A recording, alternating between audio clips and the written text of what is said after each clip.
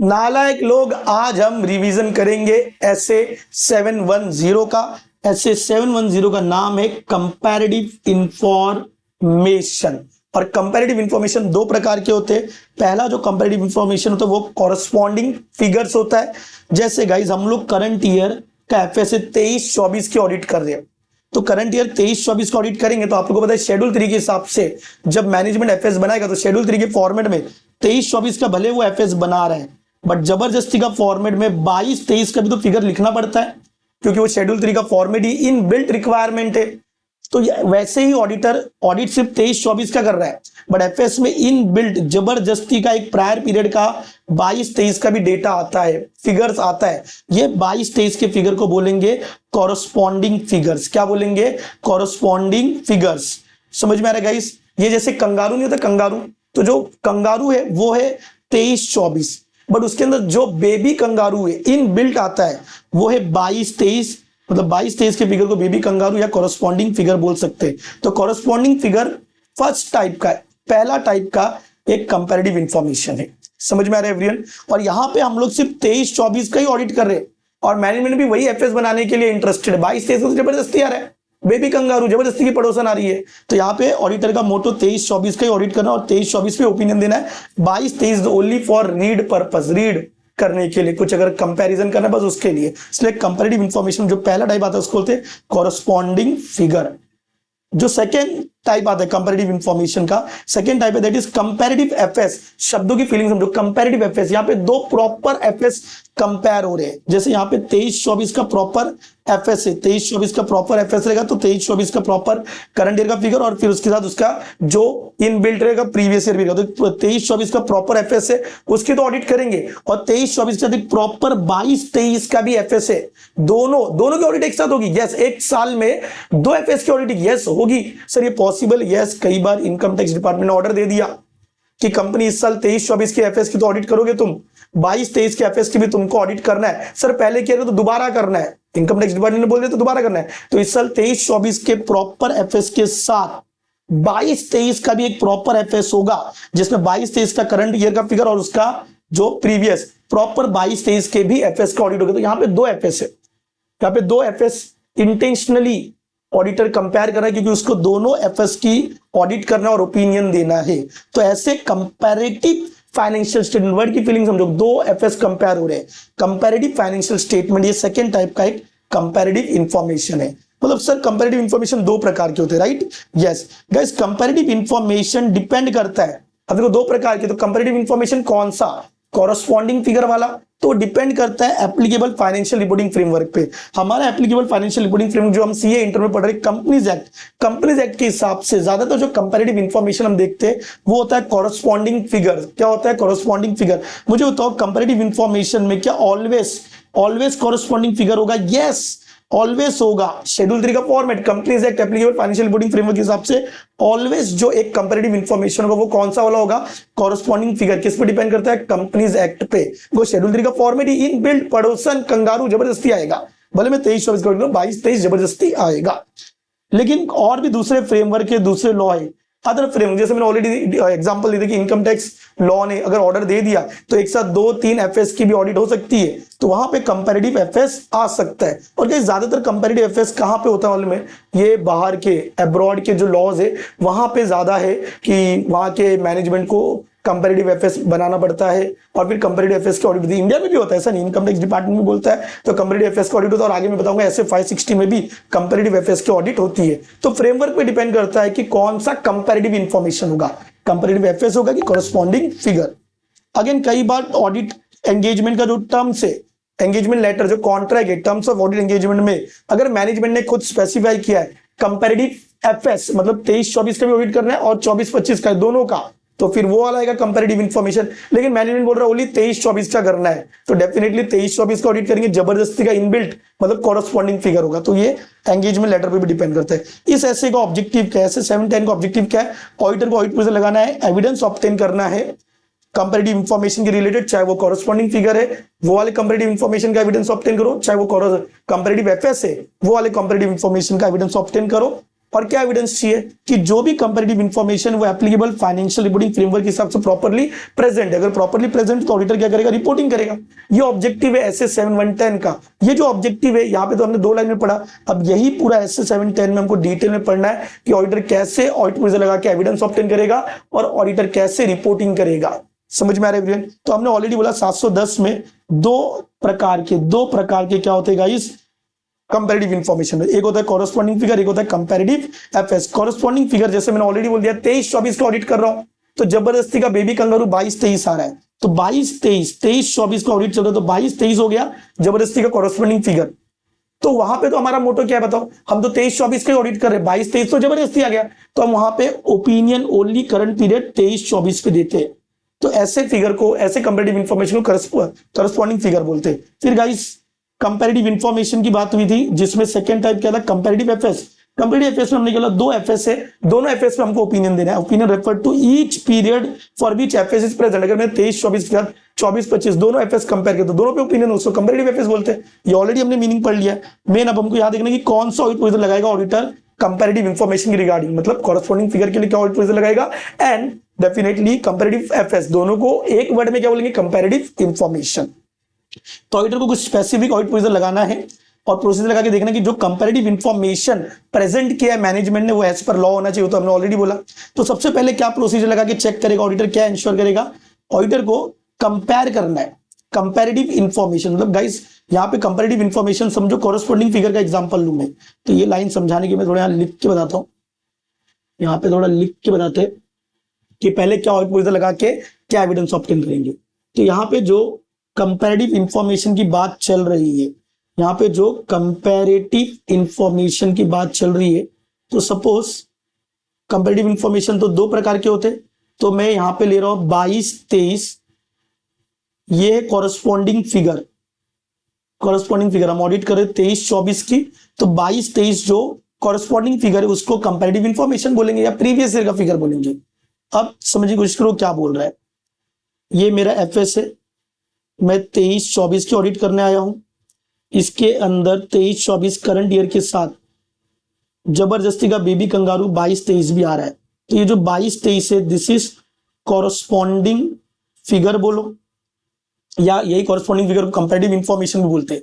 तो इसके जो वैल्यू है, इसके जो अमाउंट है, वो बोल रहा है इसके जो अमाउंट है वो एग्री करना चाहिए 22-23 का जो प्रॉपर एफएस है, 22-23 का जो प्रॉपर एफएस होगा, 22-23 का जो प्रॉपर एफएस होगा, तो ये जो कंपैरेटिव इंफॉर्मेशन है 23-24 के एफएस में कंपैरेटिव इंफॉर्मेशन कौन सा लिया हमने, 22-23 का, और वो है कॉरेस्पॉन्डिंग फिगर। ये कंपैरेटिव इंफॉर्मेशन जो है या कॉरेस्पॉन्डिंग फिगर, इसका अमाउंट एग्री करना चाहिए विद प्रॉपर 22-23 का एफएस जो लास्ट ईयर प्रॉपर बना होगा, उससे इसका अमाउंट क्या होना चाहिए, प्रॉपर 22-23 के एफएस के साथ मैच होना चाहिए। तो अब वर्डिंग देखो, ये वर्डिंग देखेंगे तो इसको हम बोलेंगे कंपैरेटिव इंफॉर्मेशन का अमाउंट एग्री करना चाहिए प्रायर पीरियड के एफएस प्रॉपर 22-23 के एफएस के साथ। देखो यहाँ पे गाइस क्या लिखा है, वर्डिंग देखो, ध्यान देना, डिटेल्ड रिवीजन है गाइस, ऐसा लगेगा कि प्रॉपर सब पढ़ रहे हो। देखो कंपैरेटिव इंफॉर्मेशन मतलब जो 23-24 के साथ कॉरेस्पॉन्डिंग फिगर इनबिल्ट है 22-23 इनबिल्ट, उसका फिगर एग्री करना चाहिए with the amount and disclosure presented in prior period. Proper 22-23 का जो एफएस होता है, प्रॉपर 22-23 के एफएस के साथ क्या होना चाहिए, ये जो कंपैरेटिव इंफॉर्मेशन है जो हमने ऑलरेडी बोला 23-24 के एफएस में, 23-24 के एफएस में यहाँ पे जो 22-23 है ये कंपैरेटिव इंफॉर्मेशन है, कॉरेस्पॉन्डिंग फिगर वाला कंपैरेटिव इंफॉर्मेशन है, इसका अमाउंट कंपैरेटिव इंफॉर्मेशन का अमाउंट एग्री करना चाहिए with amount and disclosure presented in prior period FS 22-23 के एफएस से। तो गाइस 2 बार समझा दिया है रिवीजन सेशन में भी, ठीक है। तो ये एविडेंस ऑब्टेन करना, उसके बाद क्या चेक करेंगे, इसके बाद चेक करेंगे कि अकाउंटिंग पॉलिसीज आर कंसिस्टेंट। बताओ ये 510 में भी यही काम करते थे तुम, accounting policies are consistent with those applied in current period. Definitely guys समझने की कोशिश करो, 22-23 का जो और 23-24 हम ऑडिट कर रहे हैं 23-24 की, तो 23-24 के लिए 22-23 क्या हो गया, कॉरेस्पॉन्डिंग फिगर, कंपैरेटिव इंफॉर्मेशन। तो प्रायर पीरियड में जो अकाउंटिंग पॉलिसी लगी थी वही अकाउंटिंग पॉलिसी 23-24 में भी कंसिस्टेंटली अप्लाई होना चाहिए। ये भी हम ऐसे 510 में पढ़ते, तो हम चेक करेंगे कि वो कंसिस्टेंटली अप्लाई हुआ है कि नहीं।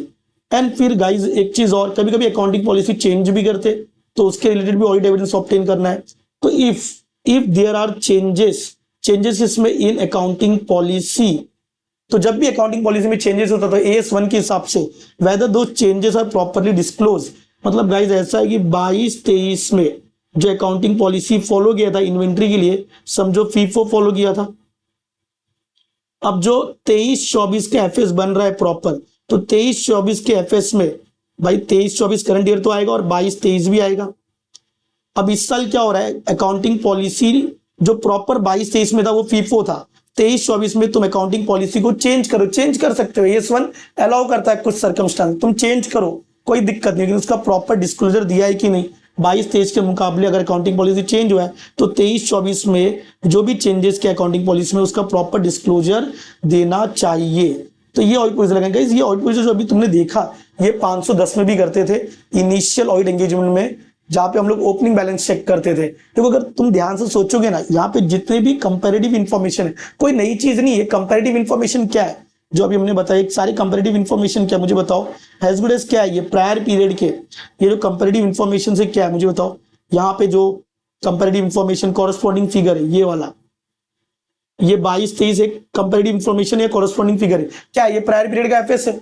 अगेन ये 23-24 के एफएस का, जब तूने 22-23 का एफएस लगाया तो ये कंपैरेटिव इंफॉर्मेशन जो कंपैरेटिव एफएस है ये भी एज गुड एज क्या है, प्रायर पीरियड का एफएस है। और हमने बोला अगर प्रायर पीरियड की एफएस की ऑडिट अगर हमने नहीं की थी या लास्ट ईयर ऑडिट हुई नहीं थी तो वहां 510 एप्लीकेबल हो जाता है। तो 510 में भी हम यही करते थे, पहले यही देखते थे कि भाई वो बैलेंस मैच हो जाए, ओपनिंग क्लोजिंग मैच हो जाए, ये वो था जो मैंने बताया। फिर अकाउंटिंग पॉलिसी लास्ट ईयर के मुकाबले कंसिस्टेंट होना चाहिए, और करंट ईयर में कुछ चेंजेस हो तो चेंजेस को करना चाहिए, डिस्क्लोज करना चाहिए।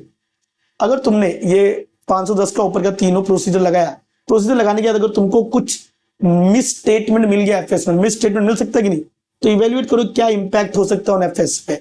If auditor became aware of material misstatement in comparative information, तो उसको परफॉर्म करना चाहिए additional audit procedure to obtain sufficient appropriate audit evidence. ऊपर के हमने ओपनिंग क्लोजिंग जो एग्री ये किया, अकाउंटिंग पॉलिसी ये सब चेक किया, तो हमको पता लगा कि कुछ तो मटेरियल मिस स्टेटमेंट है, ओपनिंग क्लोजिंग मैच नहीं हो रहा है, या अकाउंटिंग पॉलिसी कंसिस्टेंटली नहीं लगाया, या अकाउंटिंग पॉलिसी चेंज किया उसका प्रॉपर डिस्क्लोजर वगैरह AS1 के हिसाब से नहीं किया, मिस स्टेटमेंट हो रहा है, प्रॉपरली अकाउंटिंग पॉलिसी को लगाया नहीं है। तो अगर ऐसा कुछ मिस स्टेटमेंट हमको मिला है तो गाइस मतलब कुछ तो गड़बड़ है। कंपैरेटिव इंफॉर्मेशन मतलब as good as prior period के एफएस में कुछ तो गड़बड़ है। अब प्रायर पीरियड के एफएस में अगर लग रहा है कुछ तो गड़बड़ है तो एडिशनल ऑडिट प्रोसीजर परफॉर्म करो, देखो और एविडेंस ऑब्टेन करो कि और भी कुछ गड़बड़ हो सकता है क्या। और अगर ऑडिटर ने खुद, सपोज जो ऑडिटर आज 23-24 के एफएस की ऑडिट कर रहा है, अगर वही ऑडिटर प्रायर पीरियड 22-23 की भी ऑडिट कर रहा था, समझ में आ रहा है। अगर सपोज यहाँ पे सेकेंड चीज क्या बोल रहा है वो, जो ऑडिटर देखो मैं तो 23-24 का ऑडिट करने आया ही हूं, 23-24 का करने आया ही हूं, ये 23-24। तो जब मैंने ऑडिट प्रोसीजर लगाया 510 वाला, तो मुझे इस कंपैरेटिव इंफॉर्मेशन या प्रायर पीरियड में कुछ तो गड़बड़ मिला, जैसे अकाउंटिंग पॉलिसी चेंज बराबरली डिस्क्लोज नहीं किया, इसमें मिस स्टेटमेंट मिला। तो मिस स्टेटमेंट मिला तो हमने क्या बोला, तुम क्या करोगे, एडिशनल ऑडिट प्रोसीजर लगाओगे और sufficient approved audit evidence obtain करोगे कि यहाँ पे गड़बड़ क्यों हुआ है, क्यों डिस्क्लोजर नहीं हुआ। और अगर ध्यान सुनना 22-23 का लास्ट ईयर 22-23 का प्रॉपर 22-23 के एफएस का ऑडिट, अगर लास्ट ईयर प्रॉपर 22-23 का एफएस का ऑडिट हम ही नहीं किया था, ये 23-24 करंट ईयर में विवेक गुप्ता ही ऑडिटर है, जिसके लिए 23-24 का ऑडिट तो विवेक गुप्ता कर रहा है, 22-23 का एक कॉरेस्पॉन्डिंग फिगर इनबिल्ट आ गया और उसके ओपनिंग बैलेंस में मतलब गड़बड़ मिल रहा है या अकाउंटिंग पॉलिसी में गड़बड़ मिल रहा है। और उसी दौरान अगर हमने ही प्रॉपर 22-23 का, विवेक गुप्ता ने लास्ट ईयर प्रॉपर 22-23 का ऑडिट किया था, मतलब विवेक गुप्ता ने लास्ट ईयर 22-23 का ऑडिट किया था, तो लास्ट ईयर में ही कुछ तो गड़बड़ मिला है, लास्ट ईयर का ही कुछ तो गड़बड़ मिला।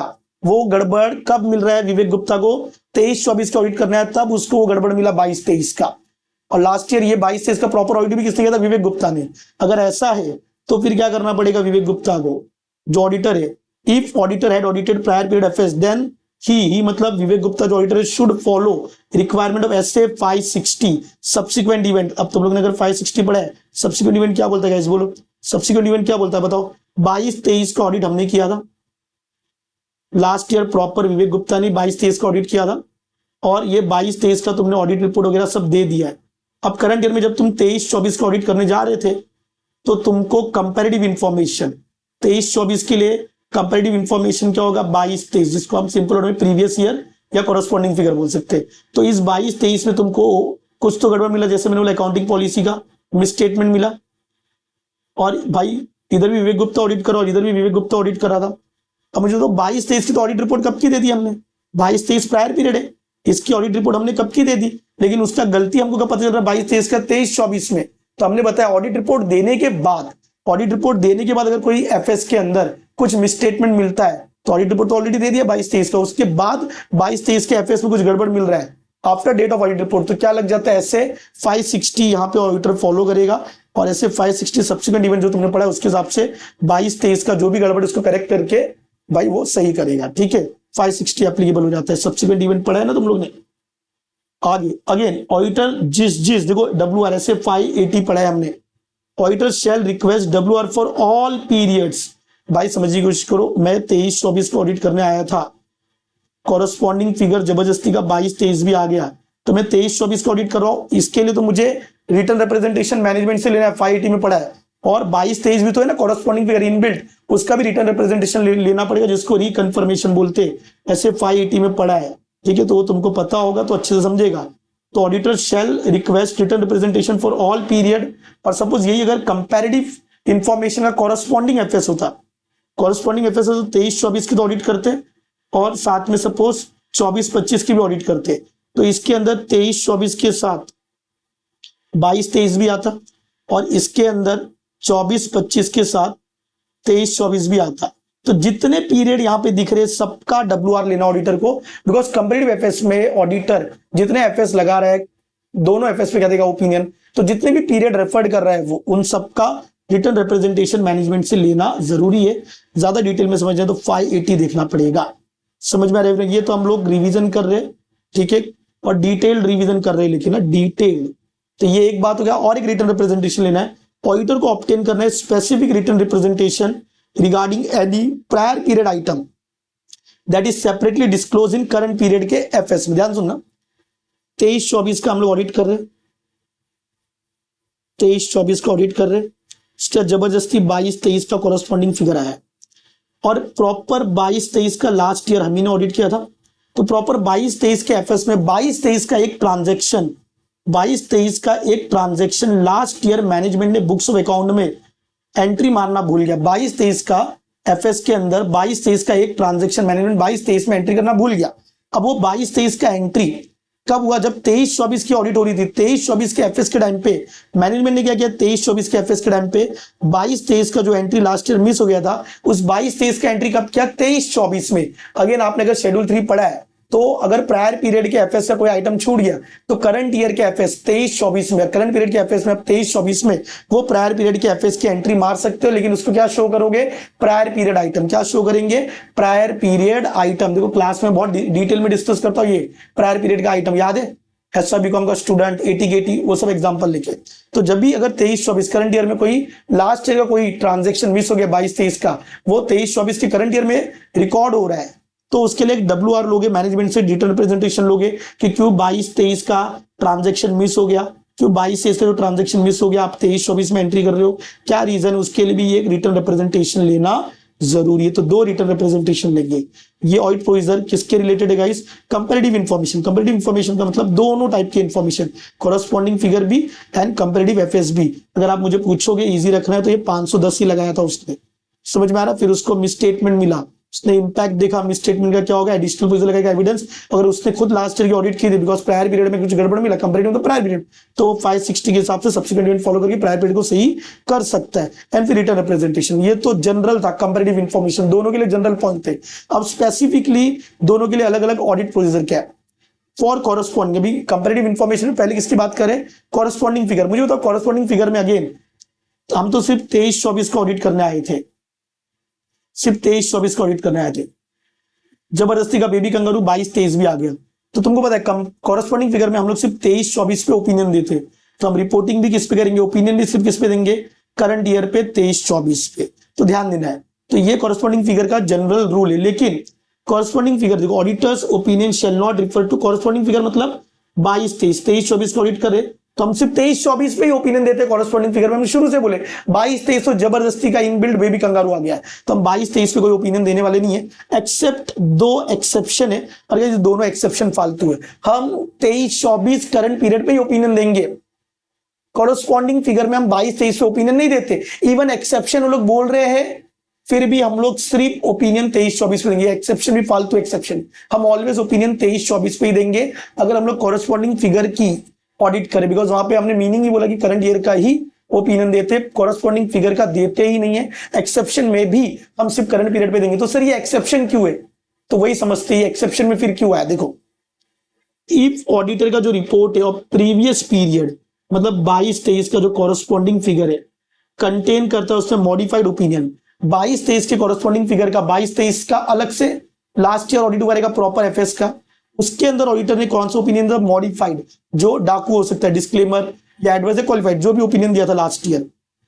Matter which gave rise to modification still unresolved, last year 22 23 में 22 23 का जो प्रॉपर एफएस का ऑडिट हुआ था लास्ट ईयर में, उस साल ऑडिटर ने मॉडिफाइड ओपिनियन दिया था, और जिस कारण से matter which give rise to modification, suppose जो कारण से हो सकता है कि इन लोगों ने कोई बड़ा मिसस्टेटमेंट किया था इन्वेंट्री के अंदर, इन्वेंट्री का मिसस्टेटमेंट था, झोल था, उसका वैल्यूएशन रॉन्ग किया था, इस मिसस्टेटमेंट की वजह से, इस मैटर की वजह से लास्ट ईयर ऑडिटर ने प्रॉपर 22 23 के एफएस के ऑडिट में क्या किया था, मॉडिफाई किया था। वो मैटर आज 23 24 में भी अनरिजॉल्व है, वो मैटर आज 23 24 में भी क्या है, अनरिजॉल्व है। अब 23 24 का ऑडिट करना है और आज हमको पता चल रहा है कि 22 23 का जो मिस स्टेटमेंट है जिसके वजह से 22 23 के प्रॉपर ऑडिट में लास्ट ईयर मॉडिफाइड ओपिनियन दिया था, आज 23 24 का जब हम ऑडिट करने आए हैं अभी भी वो 22 23 का गलती अनरिजॉल्व है। अब देखो 22 23 की गलती की वजह से ऑडिटर बोल रहा है अगर आप 22 23 की गलती 23 24 में भी अनरिजॉल्व नहीं सुधारोगे तो 23 24 में हम मॉडिफाइड ओपिनियन दे देंगे। तो हम ओपिनियन तो 23 24 पे ही दे रहे हैं, 22 23 में का ओपिनियन देते ही नहीं कॉरस्पॉन्डिंग फिगर में। सर ये एक्सेप्शन में क्यों है, बिकॉज यहाँ पे करंट ईयर 23 24 के जो ओपिनियन मॉडिफाई हो रहा है उसका कारण है प्रीवियस ईयर, उसका कारण है प्रीवियस ईयर का मिसस्टेटमेंट, इसके लिए इसको एक्सेप्शन में डाला है। इसलिए नहीं एक्सेप्शन में कि हम 22 23 में भी ओपिनियन देंगे ना, हम सिर्फ 23 24 से ओपिनियन देंगे, कॉरस्पॉन्डिंग फिगर का मोटो ही है। समझ में आ रहा क्या बोला मैंने, तो ये पहला एक्सेप्शन था। ये क्या था, पहला एक्सेप्शन। गाइज यहाँ पे हम डिटेल में क्विक रिवीजन कर रहे हैं, अगर इसको और बढ़िया डिटेल में प्रॉपर एग्जाम्पल के साथ और अच्छे से समझना है तो रेगुलर क्लास में तो हमको 1.5 घंटे लगते, ये 1.5-2 घंटे लग जाते ऐसे 710 डिस्कस करने में। सेकेंड एक्सेप्शन है, if auditor has obtain evidence that material misstatement exist in FS of prior period, मतलब अगेन हमारा 23 24 का ऑडिट कर रहे हैं हम लोग, कॉरस्पॉन्डिंग फिगर है, तो 23 24 के लिए 22 23 क्या है, प्रायर पीरियड या कॉरस्पॉन्डिंग फिगर है। तो लास्ट ईयर ऑडिटर ने अनमॉडिफाइड ओपिनियन दिया था, तो भाई हम तो इस साल 23 24 का ऑडिट कर रहे हैं, तो 23 24 हमारे लिए इस साल मेन ऑडिट है। साथ में जो जबरदस्ती का प्रायर पीरियड बोलो या कॉरस्पॉन्डिंग फिगर वो 22 23 बोल रहा है। जब 22 23 की आपने लास्ट ईयर प्रॉपर 22 23 के एफएस की ऑडिट की थी तब ऑडिटर ने उस साल अनमॉडिफाइड ओपिनियन दिया था, अनमॉडिफाइड ओपिनियन दिया था, ठीक है। लास्ट ईयर 22 23 में हमने अनमॉडिफाइड ओपिनियन दिया, तो जब करंट ईयर में हम लोग 23 24 का ऑडिट करने आए तो हमने वो 510 का ओपनिंग देखा तो हमको लगा कि 22 23 में तो कुछ तो गड़बड़ है। 22 23 में हमको पता चला कि कुछ तो मिस स्टेटमेंट है मटेरियल। सर ये 22 23 में मटेरियल मिस स्टेटमेंट है, ये हमको कब पता चल रहा है, 23 24 का जब ऑडिट करना है तब पता चल रहा है। क्या 22 23 का जो मटेरियल मिस स्टेटमेंट है क्या हमको 22 23 के दिन पता था क्या, नहीं, लास्ट ईयर हमको नहीं पता था, इसलिए लास्ट ईयर ऑडिटर ने क्या कर दिया, अनमॉडिफाइड ओपिनियन दिया। तो 22 23 में जो मिस स्टेटमेंट था वो ऑडिटर को 23 24 में पता चला, सेकंड एक्सेप्शन। 22 23 में जो मिस स्टेटमेंट था ऑडिटर को 22 23 में नहीं पता चला, तो ऑडिटर ने 22 23 में प्रॉपर एफएस 22 23 पे अनमॉडिफाइड ओपिनियन दे दिया। जब वो 23 24 का ऑडिट करने आया ऑडिटर तो उसको पता चला कि 23 24 का जब ऑडिट करने आया उस साल पता चला ऑडिटर को कि 22 23 में मटेरियल मिस स्टेटमेंट है। अब मुझे बताओ, तो ऑडिटर ने गलती की कि नहीं लास्ट ईयर 22 23 में कुछ मटेरियल मिस स्टेटमेंट था, ऑडिटर ने 22 23 के साल नहीं ढूंढ पाया और 22 23 में वो मटेरियल मिस स्टेटमेंट नहीं ढूंढ पाया, तो ऑडिटर ने प्रायर पीरियड के एफएस में अनमॉडिफाइड ओपिनियन दे दिया। लेकिन जब 23 24 के ऑडिट करने आया तो उसको पता लगा कि 22 23 में कुछ मटेरियल मिसस्टेटमेंट था। अब मुझे एक चीज बता, चलो 22 23 में जो उसने दे दिया, लेकिन अब बताओ 22 23 का जो मटेरियल मिसस्टेटमेंट कब मिला, 23 24 में मिला। 23-24 में मिला, और 23-24 में वो मिसस्टेटमेंट मिल तो गया, मैनेजमेंट ने अभी तक उसको रिजॉल्व नहीं किया, तो बताओ लास्ट ईयर की गलती की वजह से क्या 23-24 का ओपिनियन चेंज होगा? यस, इसलिए एक्सेप्शन है। देखो यहाँ पे ऑडिटर ने ऑब्टेन किया material misstatement exist in prior period, 22-23 का मिसस्टेटमेंट उसको 23-24 में मिल रहा है, और गलती से उसने 22-23 में ढूंढ नहीं पाया था, इसलिए अनमॉडिफाइड ओपिनियन 22-23 में दे दिया, बिकॉज तभी 22-23 का मिसस्टेटमेंट मिला नहीं। तो ऑडिटर को वेरीफाई करना चाहिए वेदर वो misstatement has been dealt as per, मतलब चलो यार 22-23 का गलती कहां मिला? 23-24 में, तो 23-24 में 22-23 का जो गलती मिला डेल्ट, मतलब क्या उसको मैनेजमेंट ने रिजॉल्व किया? 22-23 का गलती 23-24 में रिजॉल्व किया क्या, वो देखना है। अगर नहीं रिजॉल्व किया, इफ नॉट, इफ रिजॉल्व नहीं किया, तो ऑडिटर एक्सप्रेस करेगा qualified opinion, and qualified depend करता है। अब इसके लिए मैं एग्जांपल देता हूं रेगुलर क्लास में कि कब क्वालिफाइड ओपिनियन देना और कब एडवर्स ओपिनियन देना है। करंट पीरियड के एफएस में, करंट पीरियड के एफएस में कब क्वालिफाइड ओपिनियन देगा वो, और एडवर्स। तो गाइस समझिए कोशिश करो, एकदम सिंपल था। 22-23 में ऑडिटर ने क्या दे दिया? अनमॉडिफाइड ओपिनियन, सब कुछ चंगा बोला 22-23 का।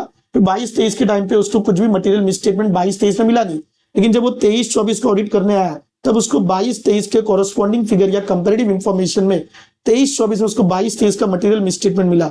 ये मिसस्टेटमेंट को अभी तक ये लोग ने डेल्ट नहीं किया, रिजॉल्व नहीं किया 23-24 में। 22-23 का गलती कहां मिला? 23-24 में, और इस 22-23 की गलती को अभी तक 23-24 में रिजॉल्व नहीं किया। तो इस 22-23 की गलती के वजह से जो पता कब चला है? 23-24 करंट ईयर में, लेकिन गलती तो 22-23 वाली ना। तो लास्ट ईयर की गलती की वजह से करंट ईयर का एफएस क्या हो रहा है, ओपिनियन क्या हो रहा है? मॉडिफाई हो रहा है, बिकॉज ये गलती अभी तक अनरिजॉल्व, इसलिए इसको एक्सेप्शन में डाला है। तो ये दो एक्सेप्शन है, समझ में आ रहा है? इसलिए नहीं कि हम लोग कॉरेस्पॉन्डिंग फिगर पे ओपिनियन देते ना, हम सिर्फ करंट ईयर पे ओपिनियन देते। तो ये कौन से केस में था? रिपोर्टिंग कॉरेस्पॉन्डिंग फिगर वाले केस में था। अब गाइस जो सेकेंड टाइप का हमारा कंपैरेटिव इंफॉर्मेशन होता है वो है तुम्हारा कंपैरेटिव एफएस। यहाँ पे तो ओपिनियन ऑडिटर हर एक पीरियड पे देगा, 23-24 के एफएस के साथ 24-25 के साथ दोनों पे ओपिनियन देगा। अब ध्यान सुना, अगर ऑडिटर का ओपिनियन, ऑडिटर ने खुद प्रॉपर प्रायर पीरियड में ओपिनियन दे, देखो ये समझाने के लिए मैं यहाँ पे एक प्रॉपर एग्जांपल देता हूं, प्रॉपर एग्जांपल देता हूं, समझने की कोशिश करो। अब यहाँ पे तो 23-24 और 22-23 दोनों का प्रॉपर एफएस है, तभी तो कंपैरेटिव इंफॉर्मेशन है। ये ऑडिटर करंट ईयर में 23-24 इस ईयर में कंपैरेटिव एफएस, दो एफएस का ऑडिट करना है, लेकिन लास्ट ईयर 22-23 में ऑडिटर ने प्रॉपर 22-23 के एफएस का ऑडिट किया था लास्ट ईयर। और जब ऑडिटर ने प्रॉपर 22-23 का ऑडिट किया था लास्ट ईयर, तब ऑडिटर ने समझो मॉडिफाइड ओपिनियन दे दिया था। एग्जांपल, अब ऑडिटर जब 23-24 में इस साल में दो एफएस का एक साथ ऑडिट कर रहा है, 23-24 का कर रहा है और 22-23 का जो पहले उसने प्रॉपर किया था उसका वापिस से 23-24 में वापिस से कर रहा है। हो सकता है, मैंने बोला था इनकम टैक्स हो सकता है।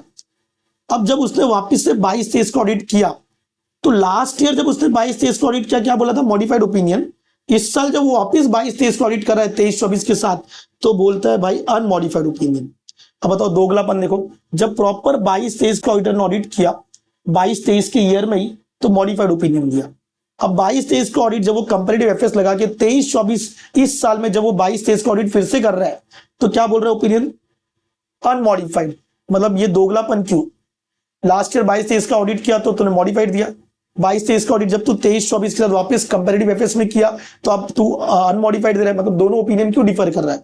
ऐसा हो सकता है, यस हो सकता है 22-23 की कुछ गलती थी, ऑडिटर को 22-23 में नहीं मिली, अब कंपैरेटिव एफएस लगाया तो कंपैरेटिव एफएस में जाके 23-24 में 22-23 की गलती पता चली, इसलिए क्या हो गया? दोनों का ओपिनियन क्या हो गया? चेंज हो गया। तो यहाँ पे ध्यान से देखना क्या लिखा है, ये सेकेंड वाला, if auditors opinion on prior period FS differs from prior period FS, मतलब 23-24 के साथ जब तुम 22-23 का ऑडिट कर रहे हो, 23-24 के साथ जब तुम 22-23 का ऑडिट कर रहे हो, मतलब करंट ईयर 23-24 में जब 22-23 का कंपैरेटिव एफएस लगा के ऑडिट कर रहे हो, वो ओपिनियन समझो अनमॉडिफाइड है, वो डिफर कर रहा है from auditors opinion previously express. Previously express मतलब कब एक्सप्रेस किया था? प्रीवियसली 22-23 का ऑडिट जब 22-23 में किया था, 22-23 का ऑडिट जब 22-23 में किया था, तब तुमने मॉडिफाइड ओपिनियन दिया था। क्या दोनों ओपिनियन क्या डिफर कर रहे? यस। तो डिफर करेगा, ऐसा क्यों हुआ? तो भाई सिंपल, हो सकता है 22-23 में गलती ना पता चली हो, तभी तो 23-24 का ऑडिट के साथ 22-23 का ऑडिट फिर से हो रहा था। और फिर 23-24 की ऑडिट वापस करने के चक्कर में 22-23 की जो गलती लास्ट ईयर नहीं मिली थी 22-23 में, वो गलती पता चल गई। तो ऑडिटर को क्या करना है, ऑडिट रिपोर्ट में रीजन देना है क्यों ये डिफरेंस ऑफ ओपिनियन हुआ। और तुमको पता है अदर मैटर पैराग्राफ में ऑडिट के रिलेटेड, ऑडिटर की रिस्पॉन्सिबिलिटी के रिलेटेड, अब ये ओपिनियन में क्यों डिफरेंस है, ऑडिट के रिलेटेड बात है, तो वो सब अदर मैटर पैराग्राफ में डिस्क्लोज करना पड़ता है।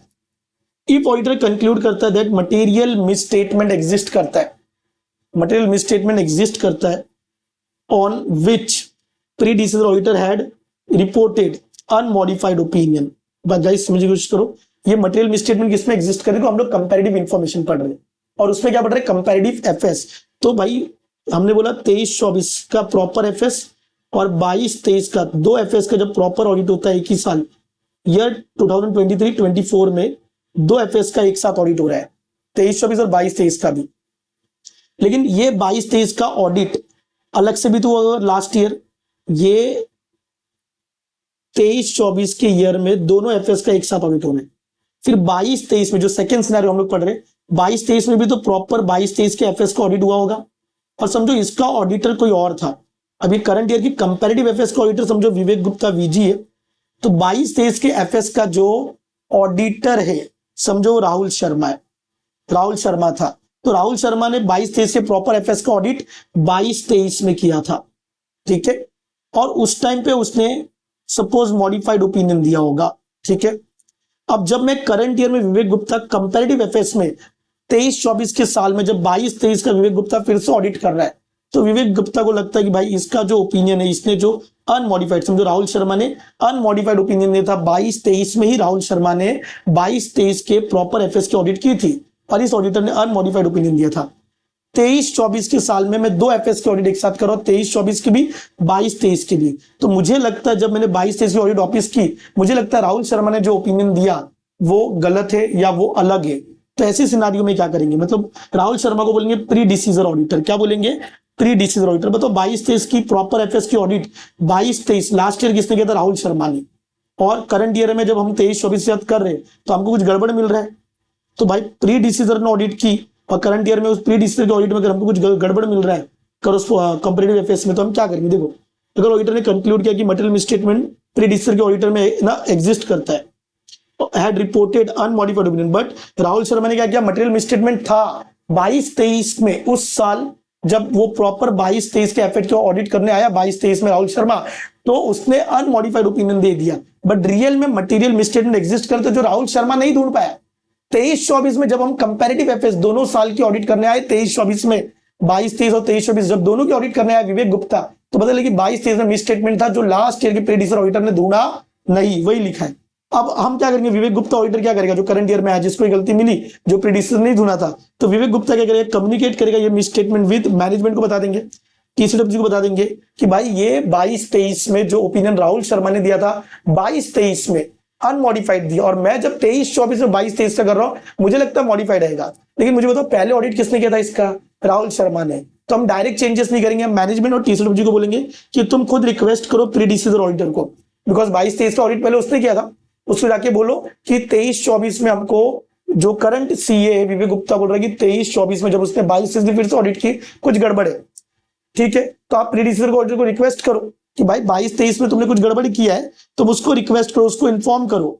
और प्रायर पीरियड का एफएस मतलब प्रीडिसेसर ऑडिटर को राहुल शर्मा रिक्वेस्ट करने गया था, हम करंट ईयर का ऑडिटर विवेक गुप्ता किसको बोलेगा, मैनेजमेंट टीसीडब्ल्यूजी को, और मैनेजमेंट टीसीडब्ल्यूजी किसको बोलेंगे, राहुल शर्मा को बोलेंगे। और राहुल शर्मा का रेडी हो जाता है कि प्रायर पीरियड के एफएस को अमेंड करो, और प्री डिसीजर ऑडिटर राहुल शर्मा खुद एग्री हो जाता है कि ठीक है भाई मैं क्या करता हूँ, 22-23 में पहले मैंने ऑडिट की थी, 23-24 में उसकी गलती तेरे को मिली, 22-23 वाली गलती तेरे को 23-24 में मिली, लेकिन पहले किसने किया था ये ऑडिट 22-23 का प्रॉपर, राहुल शर्मा ने। तो करंट ऑडिटर ने मैनेजमेंट को बोल दिया, मैनेजमेंट ने प्री डिसीजर ऑडिटर को, प्री डिसीजर ऑडिटर एग्री हो गया, उसने बोला एफएस को अमेंड करो, मैं नया ऑडिट रिपोर्ट देने के लिए रेडी हूं। तो बहुत अच्छी बात है। और लॉजिकली सोचो ना, उसने गलती की थी, मैंने ढूंढा, लेकिन पहला तो उसका बेबी है ना, उसने 22-23 का प्रॉपर ऑडिट किया था, तो उसको रिक्वेस्ट करो और उसने करेक्शन कर दिया। तो जो करंट ऑडिटर है विवेक गुप्ता, तो मैं मेरे करंट पीरियड पे ही सिर्फ ओपिनियन दूंगा।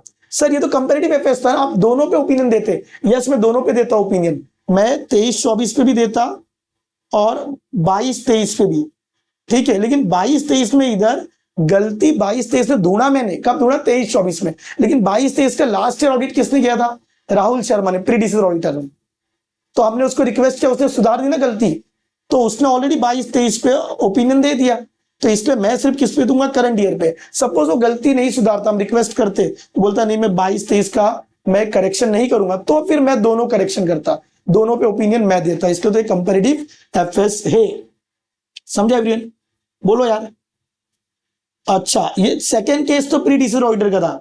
जो फर्स्ट केस हमने देखा ये वाला फर्स्ट बुलेट, उसमें तो हम ही नहीं किया था ना, यहाँ पे तो हम दोनों पे ओपिनियन दे रहे थे। ये जो था ये वाले पे प्रायर पीरियड का ऑडिट भी हमने किया था, प्रायर पीरियड में गड़बड़ भी हमने की थी, बराबर ना। ये जो हमने ऑलरेडी समझा है कि 22-23 में जब ऑडिट किया हमने, 22-23 का हमने कुछ और ओपिनियन दिया, और जब 23-24 में 22-23 का फिर से ऑडिट किया तो दोनों में गड़बड़ मिला, तो यहाँ पे तो हम दोनों पे ओपिनियन दे रहे, 23-24 पे तो दे ही रहे, और 22-23 पे भी हम ही ओपिनियन क्यों दे रहे, बिकॉज 22-23 का प्रॉपर लास्ट ईयर ऑडिट भी हमने किया था, गड़बड़ भी हमने किया था। ठीक है, समझा फिर? हाँ, यहाँ प्रीडिसेसर ऑडिटर एग्री नहीं होता तो फिर अगेन हम दोनों पे ओपिनियन देते, बिकॉज ये कंपैरेटिव एफएस है, 23-24 पे तो देते, 22-23 पे भी देते।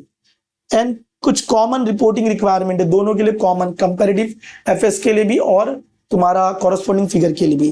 तो if FS of prior period were audited by predecessor auditor, मतलब राहुल शर्मा ऑडिटर, ऑडिटर मतलब Vivek Gupta current year auditor, if permitted by law and regulation, तो मैं क्या करूंगा, अगर लॉ रेगुलेशन अलाउ करता है तो विवेक गुप्ता जो अपना करंट ईयर का ऑडिट रिपोर्ट दे रहा है, अगर लॉ रेगुलेशन उसको परमिट करता है तो मैं रेफर करूंगा प्रीडिसेसर ऑडिटर मतलब राहुल शर्मा, मैं लिखूंगा मेरे ऑडिट में कि भाई मैं कंपैरेटिव एफएस दोनों साल का ऑडिट करने आया था, लेकिन मैंने सिर्फ 23-24 से ओपिनियन दिया, 22-23 में भी मैं देता, लेकिन 22-23 का हमने रिक्वेस्ट किया करेक्शन के लिए, किसको रिक्वेस्ट किया, प्रीडिसेसर राहुल शर्मा को, तो 22-23 का उसने ही करेक्शन कर दिया।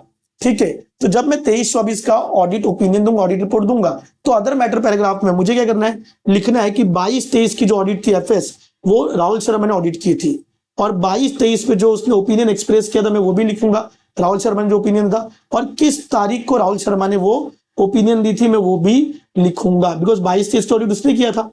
सर ये क्यों लिखना पड़ेगा, ताकि कंफ्यूजन ना हो लोगों को, बिकॉज मैं कंपैरेटिव एफएस मतलब मेरे को दोनों पे ओपिनियन देना चाहिए था, लेकिन हुआ क्या, 22-23 का करेक्शन कर दिया तो राहुल शर्मा खुद ओपिनियन दे रहा है, तो मुझे क्या करना है, एकदम सिंपल भैया, मुझे क्या करना है, करंट ईयर के ऑडिट रिपोर्ट पे ओपिनियन देना है, और अदर मैटर पैराग्राफ में लिखना है कि लास्ट ईयर का ऑडिट प्रीडिसेसर ऑडिटर ने किया था, लास्ट ईयर उसने ये ओपिनियन दिया और डेट ऑफ ऑडिट रिपोर्ट डालना है, सेम कॉरेस्पॉन्डिंग फिगर में, जहां पे हम सिर्फ 23-24 का ऑडिट करते कॉरेस्पॉन्डिंग फिगर में, लेकिन 22-23 में कुछ बड़ा गड़बड़ मिला, हमने एक्सेप्शन पढ़ा था ना यहाँ कॉरेस्पॉन्डिंग फिगर में, हम तो यहाँ पे सिर्फ 23-24 कॉरेस्पॉन्डिंग फिगर में तो हम सिर्फ 23-24 का ऑडिट करते, 22-23 तो हमारा मोटो ही नहीं ओपिनियन, लेकिन 22-23 में गड़बड़ मिला था जो अनरिजॉल्व था, 22-23 का जो गड़बड़ ढूंढ भी नहीं पाया था ऑडिटर ने, और अगर वो प्रीडिसेसर ऑडिटर था 22-23 में राहुल शर्मा ने ऑडिट की और वो गड़बड़ उसने ढूंढा नहीं, ठीक है, लेकिन मैं कॉरेस्पॉन्डिंग फिगर की ऑडिट कर रहा हूं तो मैंने सिर्फ 23-24 पे ओपिनियन दिया, यहाँ पे 23-24 पे, तो 22-23 पे तो मैं ओपिनियन दूंगा ही नहीं कॉरेस्पॉन्डिंग में, तो 22-23 की गलती अब तक सुधरी नहीं है, और 22-23 का ऑडिट किसने किया था last year, Rahul Sharma, corresponding figure में मैं सिर्फ 23-24 का ओपिनियन देता हूं, तो मैं क्या करूंगा, मैंने जब मैं कॉरेस्पॉन्डिंग फिगर में 23-24 का ऑडिट रिपोर्ट दूंगा तो मैं लिख दूंगा कि 22-23 का जो कॉरेस्पॉन्डिंग फिगर है उस पर तो हम वैसे भी ओपिनियन देंगे, कॉरेस्पॉन्डिंग फिगर 23-24 का देते, इसका ऑडिट राहुल शर्मा ने किया था, उस पर राहुल शर्मा ने क्या टाइप ऑफ ओपिनियन दिया और डेट, तो दोनों के लिए सेम रिपोर्टिंग रिक्वायरमेंट है। और ये prior period FS were not audited, मतलब देखो हमने क्या किया, प्रायर पीरियड का ऑडिट मैंने खुद किया था तो मैं खुद करेक्शन करूंगा 560 लगा के, प्रीडिसेसर ऑडिटर ने किया तो उसको रिक्वेस्ट करेंगे, और अगर प्रायर पीरियड का ऑडिट ही नहीं हुआ था, ये prior period were not audited, then जो auditor Vivek Gupta current year shall report, मैं अदर मैटर पैराग्राफ में लिखूंगा मेरे कि जो कंपैरेटिव इंफॉर्मेशन जो हम कर रहे चाहे वो कॉरेस्पॉन्डिंग है या कंपैरेटिव एफएस है, उसमें जो प्रायर पीरियड है वो ऑडिटेड नहीं है। अब भाई 23-24 का अगर मैं सिर्फ ऑडिट कर रहा हूं तो कॉरेस्पॉन्डिंग फिगर 22-23 अनऑडिटेड हो बताऊंगा, और अगर मैं 23-24 को कंपेयर कर रहा था पूरा 23-24 का प्रॉपर एफएस के साथ 22-23 का भी मैं ऑडिट करने वाला था करंट ईयर में, 23-24 के साथ 23-24 में मैं 2 ऑडिट करने वाला था, बट लास्ट ईयर 22-23 की ऑडिट हुई नहीं थी, तो दोनों के लिए क्या बोल रहा है, अगर ऑडिट नहीं हुई थी तो अदर मैटर पैराग्राफ में लिख देना कि लास्ट ईयर ऑडिट नहीं हुई थी। गाइस ये 510 वाली जिम्मेदारी आ गई है, 510 में हमने पढ़ा है अगर लास्ट ईयर किसी कंपनी की ऑडिट नहीं हुई है तो इस साल मतलब हम पहली बार ऑडिट कर रहे हैं, 510